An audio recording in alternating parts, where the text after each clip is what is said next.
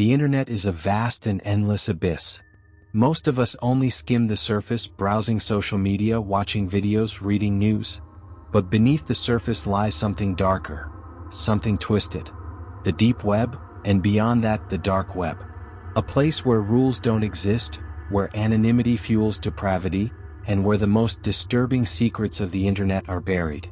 I learned this the hard way. And now, I wish I never clicked that link. It started like any other night. I was in my room, headphones on, scrolling through forums about dark web horror stories, the kind of stuff that's creepy but entertaining. I've always had a morbid curiosity about the deep web, you know, the side of the internet that isn't indexed by Google, filled with anonymous marketplaces and secret chat rooms. Most of the stories seemed fake, just creepypasta meant to scare thrill seekers. But then I found a thread titled, "Do not click this link, final warning." It had hundreds of replies, all saying the same thing. "I regret it. Don't. It's not worth it." That's when I saw a user named Null had posted a reply just minutes earlier. "Those who click it never come back." I should have listened. I really should have. But instead, I copied the link and pasted it into my Tor browser. And that's when everything changed.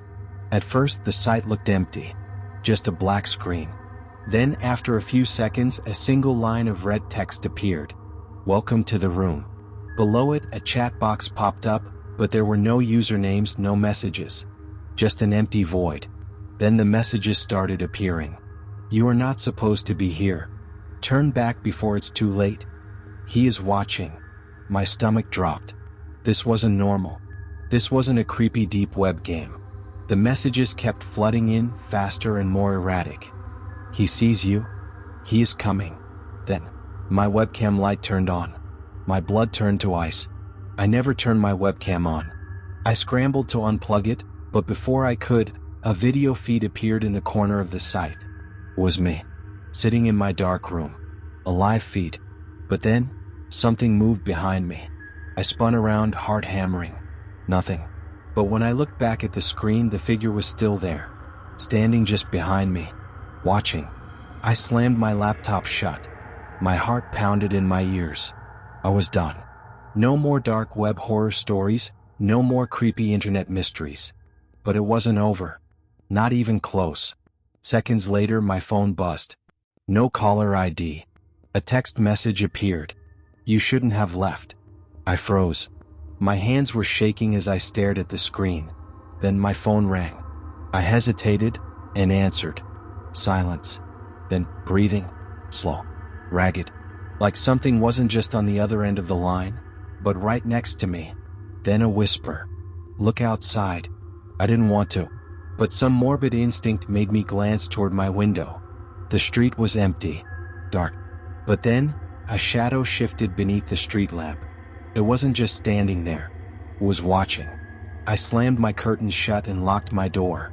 My mind was screaming at me to call someone. The police? A friend? But what would I even say? That I clicked on a cursed dark web link and now something was hunting me? No one would believe me. The next few hours were a blur. I unplugged my laptop, turned off my phone.